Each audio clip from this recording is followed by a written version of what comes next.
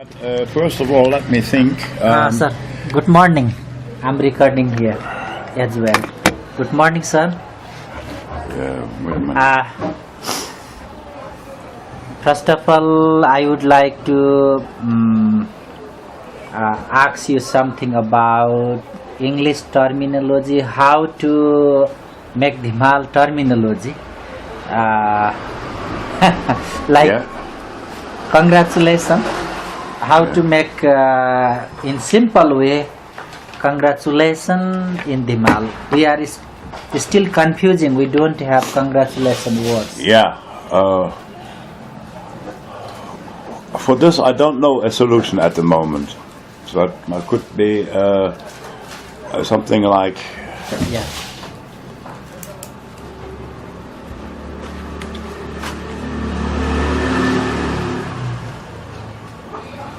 Good success. Good success. Yeah. Do you have some word like that in Dhimal for this?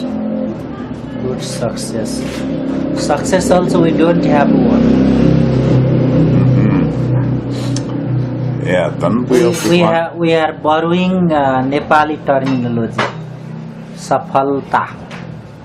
So is that understood? Is that a common word in Dhimal? In Dhimal we don't have, but No, we are using Nepali. Yeah, the Nepali word. Is it a commonly known in Dhimal? Yeah, don't take that, I think. Congratulations. Yeah, take that. Write in Nepali next to it, or in Dhimal. Yeah, so you have the equivalent. Any word can we say instead of this good success for congratulations? Yeah, but if you don't have any word for good success in Dhimal, then you should take the Nepali loan word. Okay, write the Nepali loan word. So you.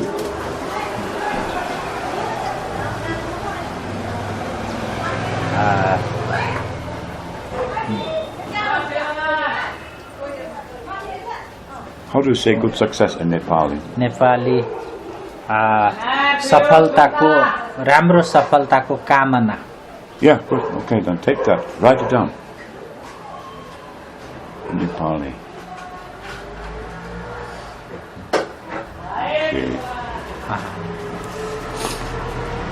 There may be better words, but I don't know any better at the moment. Yeah, okay. Then for welcome. Yeah.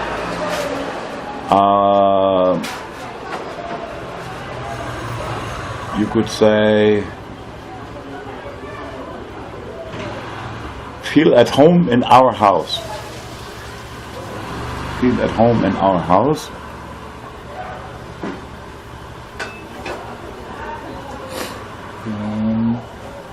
In our house. Yeah. Now you put that into Dhimal, if you can say it in Dhimal. Feel at home in our house. Yeah, put it in Dhimal.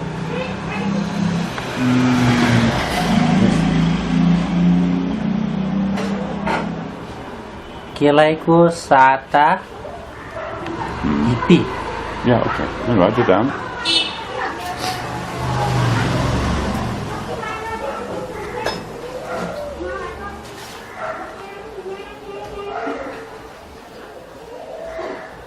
केलाईको साता hippie. One. Yeah. If they are coming, suppose welcoming. You welcome by community people in not in house but outside. Suppose in meeting or in program. Yeah, you could say the same thing. Same thing. Yeah, I mean that's a matter of habit. Yeah. The more you say it, the more common it will be. Then you have bye bye. That means I would suggest in German we for bye bye we say see you again. Bye bye. Yeah. See you again. Yeah. Do you have that in Dhimal? Arang भेट्याइने. Yes. Yeah. Okay. Then see you again. That's yeah. Bye bye is in German, in my native language. the translation is "see you again," and you could, I think you could. That's exactly the translation you should have in Dimal. Arang duswaine we have. Yeah. Okay. Don't take that. Is it? Okay. Yeah. Okay. Then thanks we already had. That's Yeah. Bakimka. Bakinka, yeah. Okay. Yeah. Yes. Then you have happy. Yeah, happy. We are borrowing Nepali word khushi, but we have one leng. Leng means also happy, but even common people they are not habituated to use that word. Leng, we have one word for happy. Yeah, you Leng. could. Another word for happy would be I feel joy. Something like I feel joy, or I enjoy. Feel joy. Yeah, I enjoy this day, or I enjoy. Yeah, so if you enjoy, you're happy. Yeah? We have one word leng. Leng, we have only leng, but even this common people are not frequently habituated. Yeah, you told me, so I suggested to use the word I enjoy, or I feel joy. I enjoy. Yeah. Just write it down in Dimal. It's just the suggestions.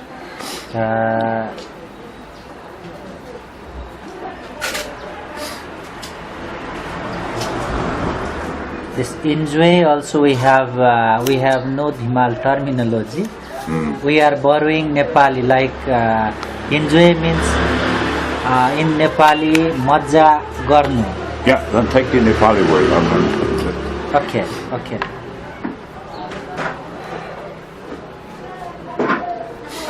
Okay. The same for sad. Yeah.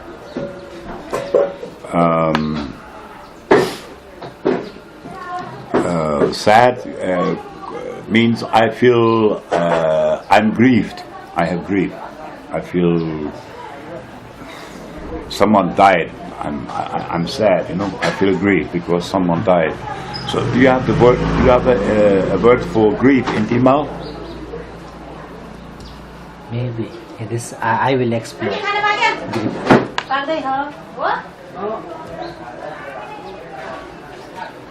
Or you could say I feel bad instead of sad. I feel bad. But we are using one word like dukha. Dukha in Nepali. Yeah. Dukha means trouble. Yeah. Okay. Then use the Nepali word. But that is Nepali terminology. Yeah, we borrow in Dhimal dukha.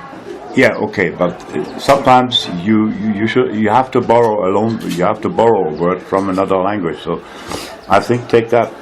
Okay. Yeah. Okay. This media we don't have word till the present time. Yeah, but media is a general term for things like newspapers, TV, and things.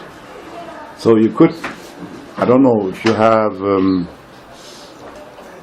channel. Do you have a word for channel in Dimal?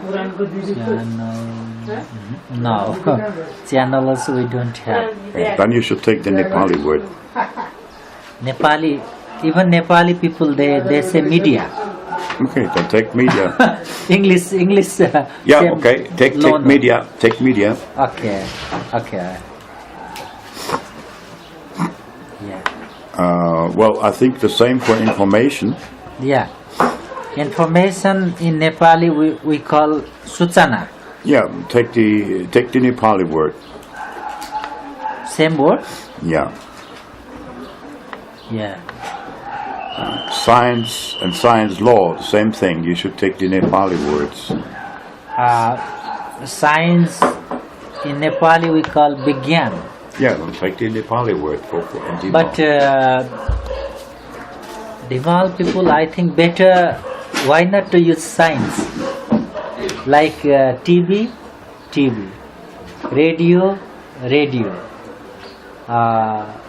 even Okay, you could use the English word, but what about if the Dimal people don't know the English word?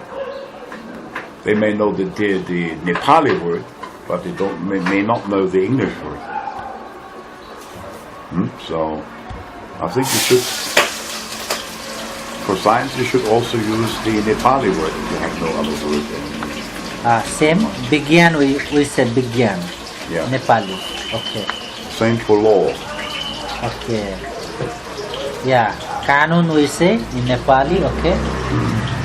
Yeah, use that in Dimal.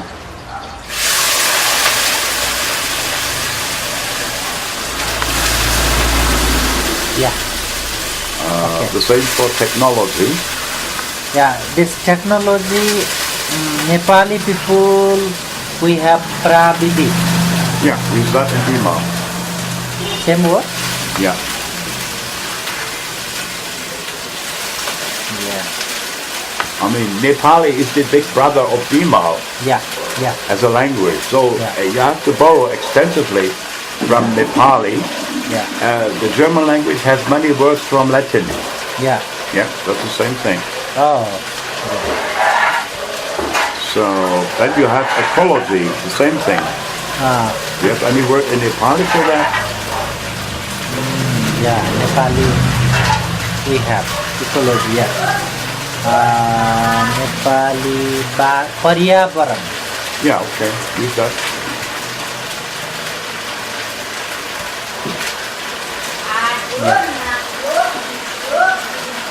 Okay, and then environment, Yeah. same thing, more or less. Well, you could for environment, we could look for another word in Dimal. For example, something like nature. Do you have something like nature in Dimal? Prakriti. We say Prakriti. Yeah, then I suggest to use the Dimal word for environment, prakriti.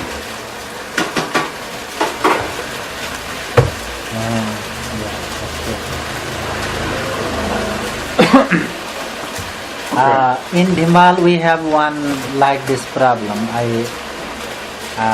In Nepali,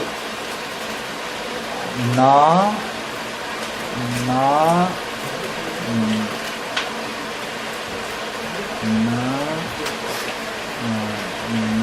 These all are nasal sound. Yeah. This is in Nepali Devanagari ora. This is Nasal, no. Yeah, nasal, no. Yeah. This is mo. Ma. Okay. This is mo. Yeah. We don't have this one. Instead of this, we use this no sound. Instead, Yeah. Then this is also if no, if in Dimal you don't have a sound like that, take the nearest phonetical equivalent. Right. That means if you have in Nepali mo, yeah, and you don't have that in Dimal, then take in Dimal something like no if you have it. Take a non-nasal sound like no instead of mo, and use that in Dimal.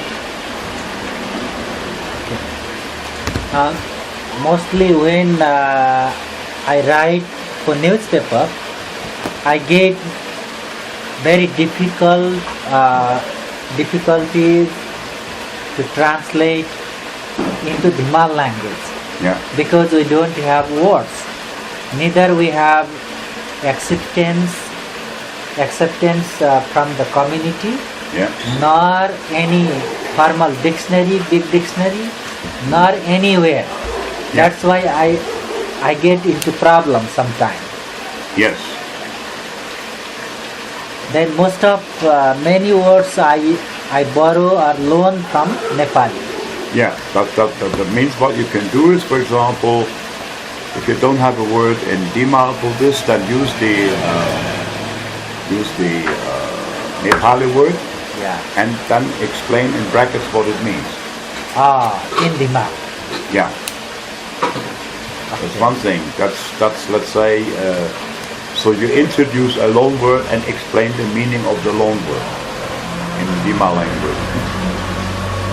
And the more the community modernizes and gets used to urban life in the city, where many people use such words, I think the more it will be known.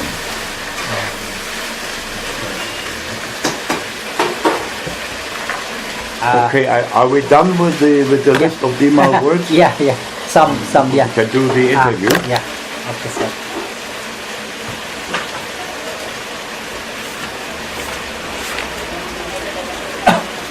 For interview,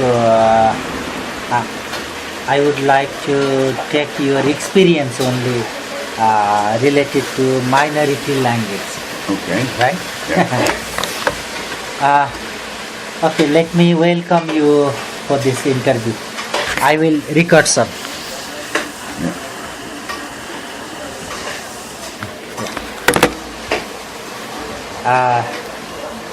First of all, good morning, Professor Dr. Smith. Morning.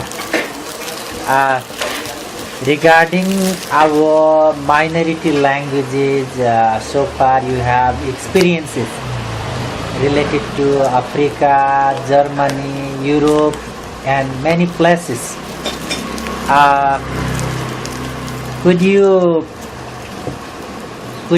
tell me something about minority communities in Germany and their situation? Yeah. Well, we have two minorities, two ethnic minorities with minority languages in Germany. Yeah. One is the Danish language minority in the northern part of Germany, near to the border of Denmark. Yeah. The other one is the Sorbian language community in the eastern part of Germany, near the border to Poland. The Danish minority speak a language, Danish, which is related to German. Yeah. While the Sorbian language is a Slavonic language. It's not related to German. It's related to languages like Polish or Russian. Yeah. Are they this Danish or Serbian? Are they indigenous of German, or they are from outside of German? Outside of German. They are not indigenous there. Yeah. Okay. How about the Danish and Serbian language situation, and about their profile in country, language profile in country? Well, language profile in the country is, of course, these are only very small groups speaking these languages. Other Germans don't know of these languages, but they are. It is laid down in the constitution that these languages in those areas where they are spoken have the same rights and the same social status like the majority language, which is German. That's in the constitution, so that means everyone, the officials like police or other officials in the public administration must be able to speak these two languages. In their locality. Yes. The next thing is that in those areas where these minority languages are spoken, there are schools, and the schools are teaching these languages. Oh, great to hear. But concerning to Nepalese scenario, though here minority languages, all languages have been given some constitutional rights by constitution, but they are not in practice, yet to be implemented. Yeah. In Nepalese scenario, Regarding my Dhimal language, though, Dhimal language is minority, indigenous community language. It is not given such authority, such law and policy to implement in local area. We use Nepali there as lingua franca language of Nepal. Nepali. Yes. We don't use even Dhimal area, Dhimal language. This is the problem here. Well, I think that Germany, we have this kind of constitution with respect to minority rights of minority groups and their languages. We have this in our we have had this in our constitution for, let's say, 50 years and more. So that means we have in Europe, not only in Germany but also in France and other countries. With for example, are also minority groups in France, all over Europe. Actually, and well, all these countries have a tradition of 40, 50 years and more to give equal rights to their minority languages, like implementing it in the constitution, laying down in the constitution, and implementing the according policies. Good. In Nepal, the situation is new, and I think that is due to the political development in Nepal. So first of all, this country had to get rid, had to put the king away, and become a republic to be able to even think about writing about the rights of the minorities in a national constitution of Nepal. In constitution already written, even in constitution this right ensure. But in practice, not yet. This is the scenario. But what I'm saying is, the development in Nepal is quite new. That means Nepal doesn't have a tradition of 40, 50 years like we have it in Europe in dealing with minorities. So in Europe, to implement policies for minorities also did not happen from one day to the other or overnight, but also took time. So consequently, you have to, I think, in Nepal, you have to allow some time for this policy to be implemented, and that depends on what kind of government you have and whether it is a stable government or not. Okay, I think as you said, it takes long time to implement the policies and law, isn't it, sir? Well, it takes some time. It need not take a long time. So, the thing is, implementing policy is done by the administration. It's done by the government administration. So it depends on them how efficient and how effective they are. How they work. I think we are now going to in federal system, and within federal and state-wise system. Maybe this sorts of policy will come, and we will get resolution. One question I would like to ask you related to criteria. What are the criteria in Europe so far? As they are called as minority, they are minority criteria. Could you explain me how European continent has made the policy regarding minority? Well, minority always presumes a number of things, like a certain number of people.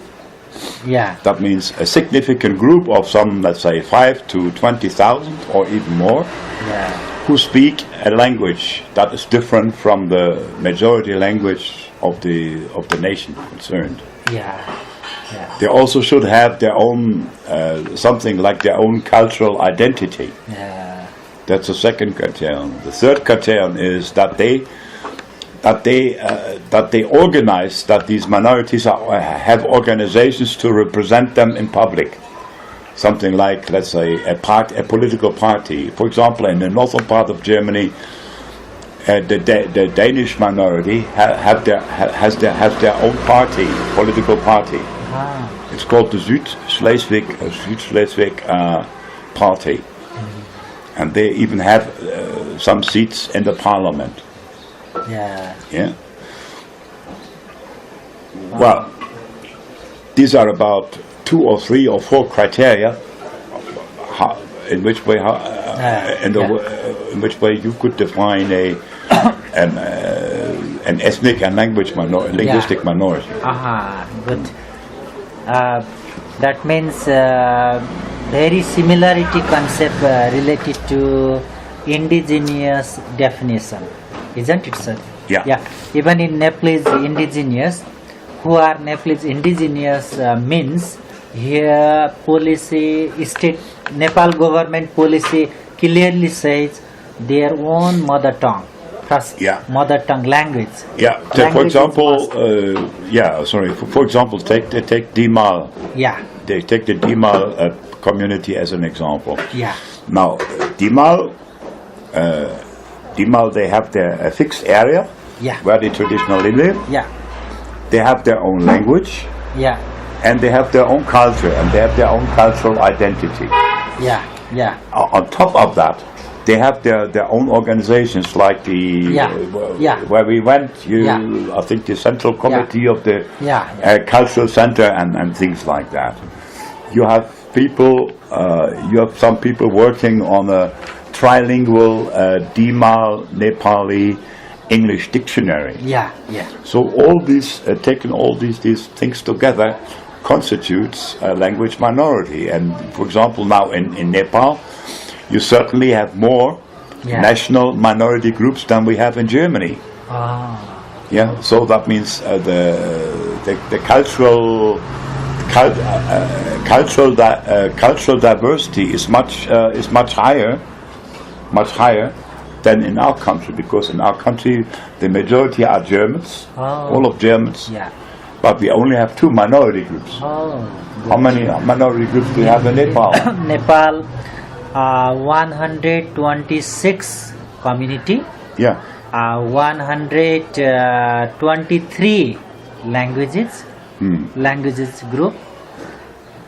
Then 1 Nepali is here, national major language. Yeah. So of course that means the ethnic diversity in Nepal is much higher than in Europe. So that means you have to think about that minority language. Just take the Dimal. So the same what you have for Dimal, you have to the Nepalese government has to allow for all the other language groups to happen, and minority groups to happen. Yeah. So that means, the thing is that within the structure of the central government, within the structure of the central Nepalese government, all these minority groups and languages, they should have their own what I would call self-administration. So that means at some level they must be given the status of autonomy to rule themselves and to decide about their own affairs. That means self-autonomy. Because there are things that the Nepalese government, even the best Nepalese government, even if they have the best will and the best intentions, they cannot do for the minority groups, because they don't know about the problems of the minority groups. Only the minority groups themselves know about their problems. Yeah. So all I think the Nepalese government can do, they can fund projects from public money and give certain amount of money to these organizations representing the diverse ethnic groups, and then the diverse ethnic groups, they have to work with that money and do their own thing. Right. They only can do it for themselves because no one else can do it for them. One more I would like to know from, as you told me, Danish and Serbian, two minority groups. Do they have self-autonomy in Germany? Yes. They have. Yeah. What sorts of special rights have been given to them? Like language and culture.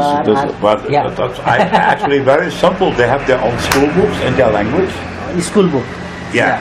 Because of course these minority languages are taught at their own schools that are under the administration of these minority groups. Then they have the names in the street are bilingual. So for example in the Sorbian area the street names are in German and in Sorbian. In the Danish area the street names are in Danish and in German. Yeah. The same things for town hall. If you the municipal administration we call is centralized in a town hall we call it, and the town hall, then they write town hall on the top of the house. Germany and their own mother tongue. Yeah, in German and in the mother tongue. Everything. That is. Or police, everything. About police. Regarding like employment system, like local job or factory or some in municipality, how about their position in their own? Yeah, well, for the governmental positions, the requirement is that employees can speak both languages fluently. Yeah. Now, for the rest, let's say. Anyway, the minorities in Germany, they speak fluently German. Yeah. So they have no problem going from their area to any other area and to find a job. Yeah. Good. Yeah. So, and if they do their studies, they do their studies in German at any kind of university, because in those areas, in those minorities areas, there are no university. The universities, normally these minorities live in small places like villages, and you don't have universities in the villages, do you? You may have a high school. High school, college. Not even a college, a high school. High school plus 2. Up to class 12? No, but our system is that we have high school means and up to that class where you have where you get the high school leaving certificate. Nothing else, nothing above that. But in Nepalese case, we had in past up to 1 to class 10 high school, but now 1 to 12 class high school. Yeah, that's in Germany the same thing. 1 to 12 class. Yeah, 12 class. 12 class, okay. That means, if I'm speaking about the German high school, that means up to the end of the 12th class. 12th class, okay. Okay, that means even in job employment, employees have to know 2 languages, one local and one state, national language. National language. Yes. In this Danish and Serbian area. Yeah. Yes. As well as in the Danish. Yeah. Okay. Is there any quota system for them in job directly by constitution? Ensure quota system for them? Yeah, there is a quota system, but it's not in the constitution. This is by the, let's say, local government. By the rules. Yeah. Rules are special kind of rules are made on the basis of the constitution. So you have the constitution, and from that to implement into practice, you make rules how to implement the policies. Now, and in these rules, there's a kind of quota system. local expertise, local personalities are given priority. I think it's all priority for job. Yes, but it can happen, for example, that the job needs a certain qualification. For example, to build a house. Yeah. You must have permission from the local government to build a house. Yeah. And to check before the local administration gives permission to build a house, the local administration wants to see the plan designed by the architect. That means you need to have qualified architects in the local administration to decide about this permission. So now what happens in case you don't have a local person as speaking the local language, but it has no qualification as an architect? Well, in that case, well, then you take a German person. But that means if you have a local person speaking the local language with a qualification as an architect, then preference is given to that person. In Nepalese case, even this all indigenous people, government declare all indigenous people as minority in Nepal. Yeah. Then Nepalese indigenous, they came on the road. They came on the road against the government. Yeah. You cannot make all indigenous as minority together. They came with a voice on the road. Yeah. Do you think this indigenous people, in your opinion only, and minority group people, do they have differences or similarity in your opinion? So far, these are related to law, I think. I mean, well, the question is, you mean differences or similarities in relation to each other? Yeah, indigenous here, Nepalese indigenous people. Once government already declare all indigenous, you are minority. Yeah. But indigenous people came on the road. We are not minority, because if you keep all indigenous as minority, we will be losing our indigenous rights. So we don't like to be minority. Oh, I see. Yeah. Well, I think it's a matter of definition. Yeah. And a power structure, but that's a political question. It's a political question. Yeah. Let's go by the facts. Of course, in Nepal, you have a majority of Nepalese speaking people. Yeah. With a Hindu-based culture. Yeah. So, and that's a majority language, that's a majority culture. In relation to this majority group of Nepali language and culture, you have the so-called indigenous groups, and all of them are diverse. So, now, all these minority groups must see themselves in relation to the majority society, which is a power structure. So the majority culture, the majority language is of course more powerful than all the minorities. So yes, that's right. Yeah, same thing is happening in Nepal because of this power structure. When Nepal in past many years back, I think 400-500 years back, here in Nepal there were many small constituencies and groups of people.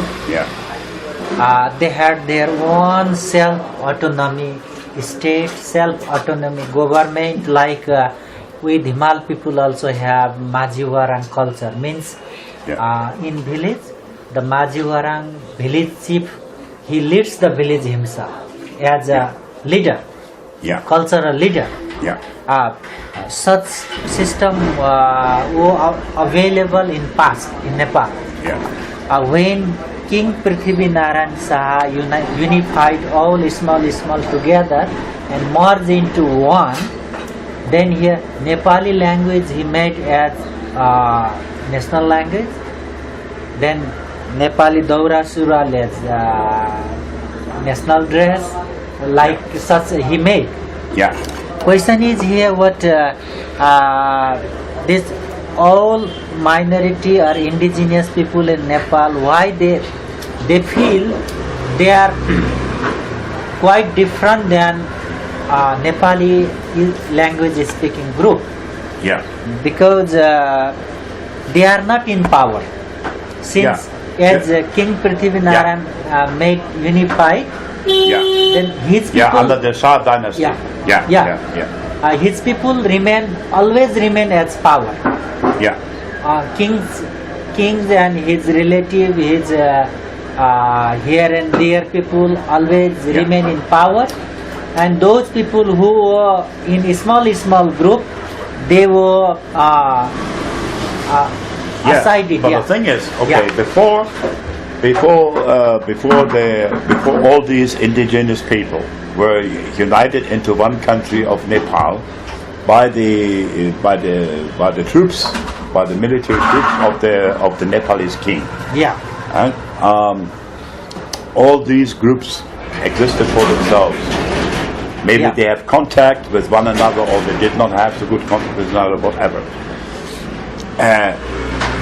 That means their level of political organization was local, that's in the villages where they lived, but did not extend beyond the borders of the area or the villages where they lived. So that means they were small groups.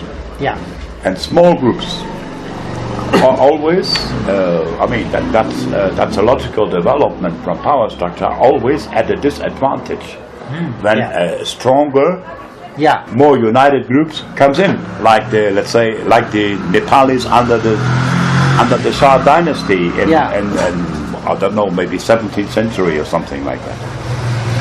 And uniting all these different groups, more or less by force. This is what happened in history, for example, in Africa, when the Europeans, English, British, Germans, came to Africa and made African countries a colony. The Germans, they have had a colony in 3 places in Africa, or 4 places in Africa, until 1918. That means the end of the First World War. And the British and the French, they even have had their colonies for much longer than that, right? So that means the Europeans came in and in Africa there were local tribes, local tribes like the indigenous people of Nepal, and as communities of their own, they were not powerful enough to resist these foreign forces. Powerful for state. So that's the history. And the reason is because all these groups were too small, and they did not have that kind of superior level of organization that, for example, the Nepalese invaders, we could say, the Nepali invaders under the Shah dynasty had, or the European invaders had, when they came to certain parts of Africa, taking the part of the land or a country by force. Right? So that's the reality. Now, for the modern situation of Nepal, I think the minorities must watch out for 2 things. One thing is each of the ethnic minorities must build up their own political organization. The Dimal must have their own separate organization. The Rai, the Gurung, the Tarung, and so on. They all of them have to do their homework and build up their organization and infrastructure, like a central committee to work on their culture, to work on their language. So similar to those things that I've seen are happening for the Dimal speaking community. So that's one thing. So they must be able to represent each minority must be able to represent themselves as a unique minority group with their own ethnographic, cultural and linguistic identity, number one. On the other hand, also these groups of the ethnic minorities, they must unite together. They must unite together because they have the same interests in relation to the majority Nepali society. Yeah. Right? So that means they needed two levels of organization. One is at the regional or local level to represent themselves as a separate or unique group, ethnic group. Yeah. Then at the national level, let's say the Sherpa, the Dimal and Tamang together. they must also have something like a united platform of all these different minority groups to put certain demands to put certain demands to the Nepalese government. Yeah, for example, that means they could even build their own party. Yeah, say minority party. Yeah. It's very interesting issues you raise. I would like to thank you a lot. Thank you so much for these points. I would like to share Nepalese scenario about minority, and as you suggested here, most of all minority, they have their own organization in their community, I think, at this present time. In past they had no such organization, but now at this present time they have, small or big, they have their own organization. I think it's good that they have. They need to have. They are working. And another, we have another, this NEPHIN, we call NEPHIN. We call NEPHIN means Nepal Federation of Indigenous Nationalities. I think that's big umbrella. I think that's the kind of big umbrella I was talking about. So you have it already, and that's necessary to have. This we have, but and this is function. And in my concept, this umbrella organization functions as a spokesman or a spokes organization for all the interests of the different minority groups. They are all more or less the same, because they have similar problems, each in their own communities, and so they have to raise they have to have a common voice vis-a-vis regarding the majority society, which is Nepalese. Your suggestion very good, but here what's problem we are facing means, even in our small Dhimal organization, this power group means big political group. Let's say UML, Nepali Congress, or Maoist, or some more parties. They've fragmented all Dhimal into small parts, because they in Dhimal organization there are some from UML member, some from Congress member, some from Maoist member. They don't have even same voice, same common issues, same common voice at this present time. That's a problem. That's problem. That's a problem. So that's the thing is they should have organizational levels where all these differences among political party difference do not play a role. So that means all the parties can come together, sit together, and agree on certain points. They have to ask the Nepalese government to do. And so they should agree. They should discuss among themselves before and put all the points together. So each party, let's say, contributes 2 or 3 points that can be then given as a demand to the government. Something like that. Well, I mean, you cannot. For example, for the Dhimal community, if they have Maoists, if they have communists and comrade or any other group, you can't. It's normal to have this kind of political division. But that means a bit of intelligence and political maturity. This means that they have to see, despite all the differences, they have to work together for a common cause. Otherwise, if they don't, they are not even good for anything. They are not good for as any party, or they're just a waste of space. they should not forget they are working for the people. They're working for the Tamil people. So in Germany, there are also differences, different political parties, and there are also political differences between the different political parties. But despite all of their differences, they have one thing in common. They say the nation, first the nation, then the political party, and then the political party members. Trust nation. Yeah, first the nation, that means like Tamil community or Then political party. Yeah, then the interest of the political party and third, individual. The political leaders of the political leaders. Yeah. So that means the priority major priority is the interest of the people. Then secondary priority, the political party. Third priority, the interest of the political leaders to make a career or something like that. Career, or the position, position, or something. That's This point is a question of moral. So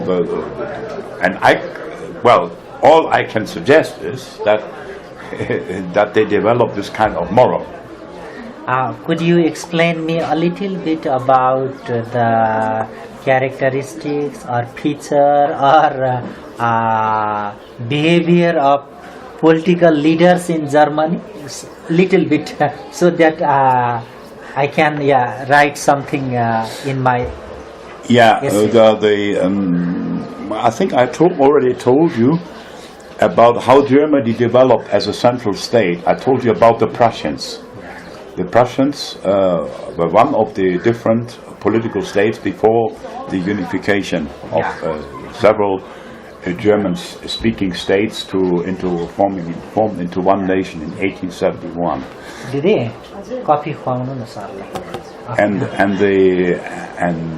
The Prussians were one of the largest.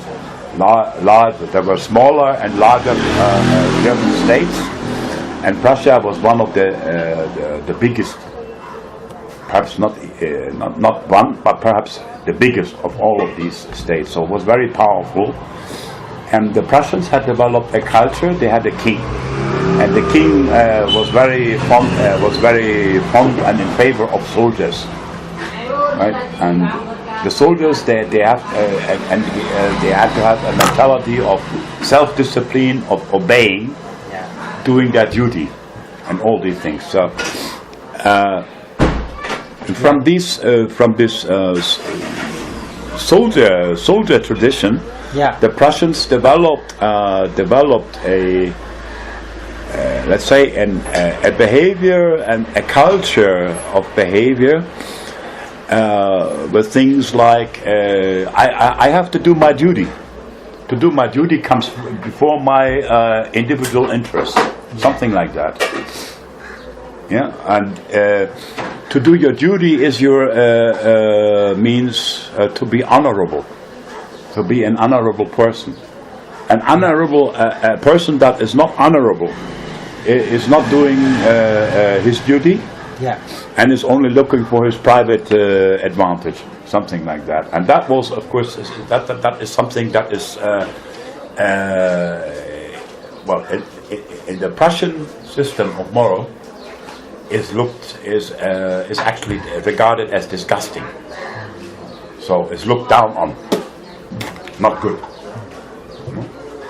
So and that means when Germany was united in 1871, this Prussian tradition of serving, of doing your duty,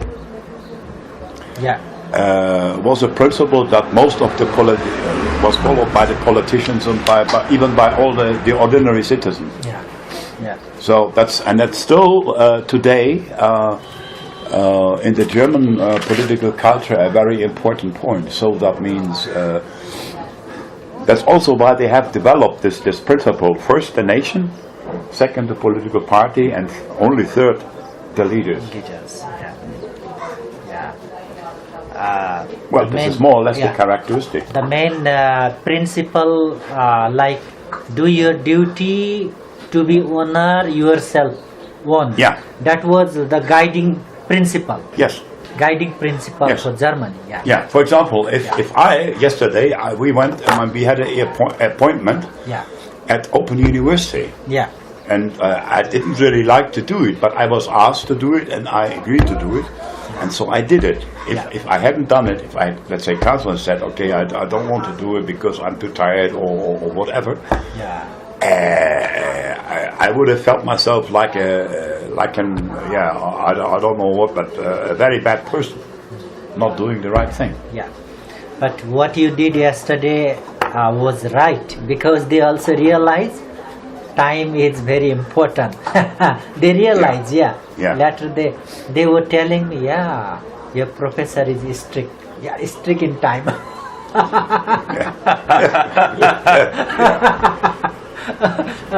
Your professor is very strict in time.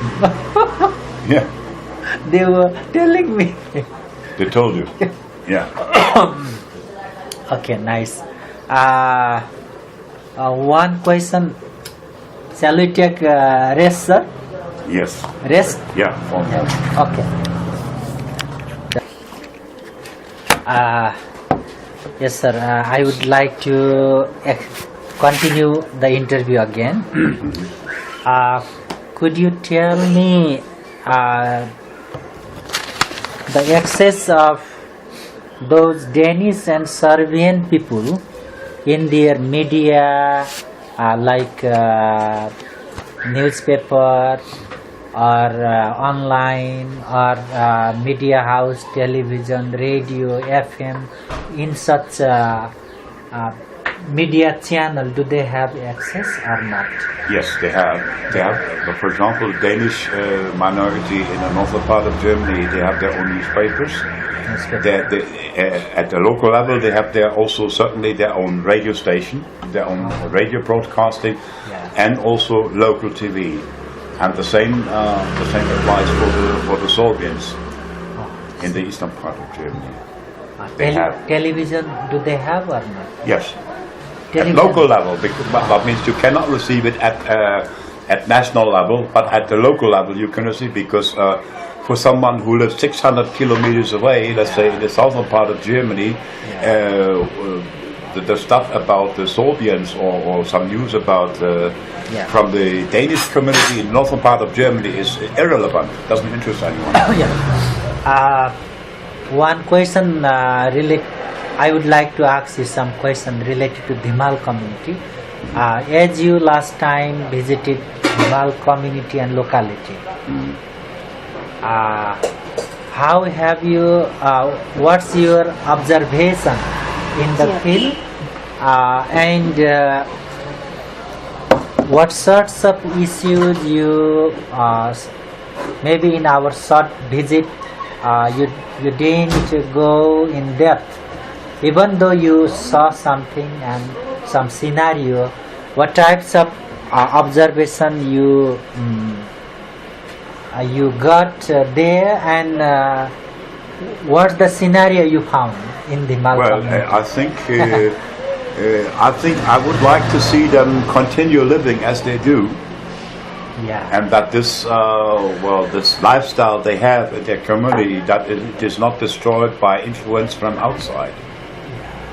I think that's the most important thing they should look after, because if they lose their lifestyle, they also lose their identity, and they will become, let's say, strangers in their own land. Yeah. That's,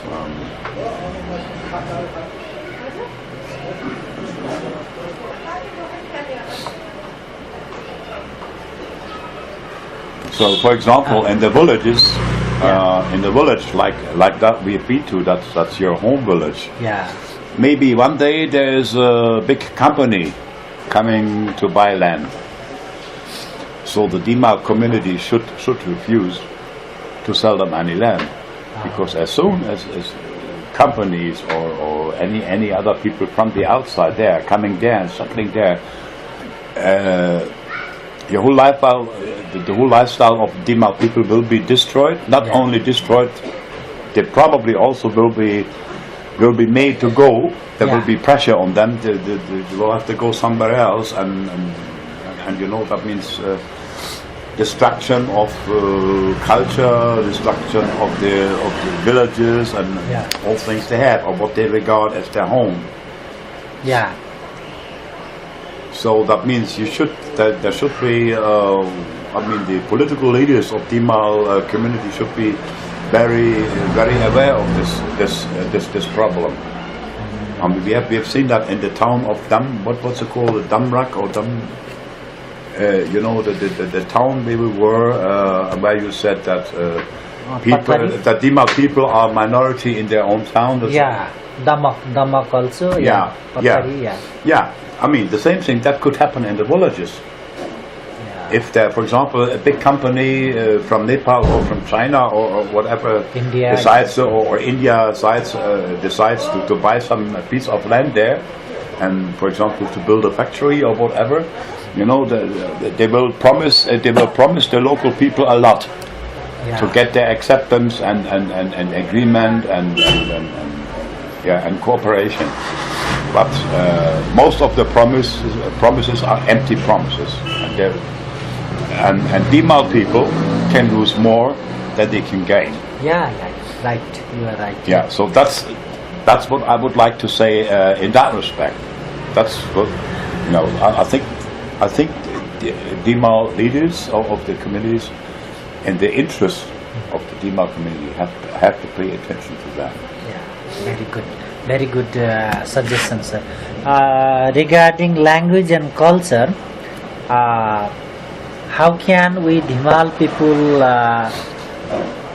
safeguard our language, develop our language, safeguard our culture, develop our culture? In your opinion, how can we do this two things together? Okay, first of all, you need. I think one needs to be aware of the relation between language and culture. So that's a theoretical question, right? Yeah. And the thing is, if you look at different cultures and different languages. Yeah. So native cultures are reflected to some extent in the language of the community. Yeah. For example, if we talk about Eskimo people, they are people living in the most northern part of the world, in an area where the whole year over there is snow and ice. So that means they are living in an Arctic, very cold climate all the time. And for example, these because of the environment they have been living in for thousands of years, they have different words for the quality of snow. There is melting snow, there is frozen snow, and so on. And so they, because it is relevant for them in their environment, in their language they have different words for snow, or the quality of the snow. While in English or in German we just have snow, because the differences of the quality of snow are not relevant to us, but to the Eskimo community in Greenland, for example. And so also the Dimal, I'm sure, they have certain aspects of their culture reflected in their language. So that's one thing. And for example, by having certain words for certain things that do not exist in Nepali, because these things only exist in Dimal culture. Yeah. On the other hand, well, all these words in Dimal language reflecting different aspects of Dimal culture, they have been in Dimal language, I think, for thousands of years. Traditional. Right? And now we're talking about the modern times. What is every language including Nepali and Dima language, German, and so on, it's never at the stop. So it's always the language is always in development. So that means old words are dying out because they are no longer relevant. Yeah. New words come in. Yeah. Yeah. Eventually, you will have changes also to some extent in grammatical structure. So that means language is like a living organism. It's developing all the time, from generation to generation. For example, in English, you have the language of young people is different from the language of the old people. There are certain expressions that are used by young people only. For example,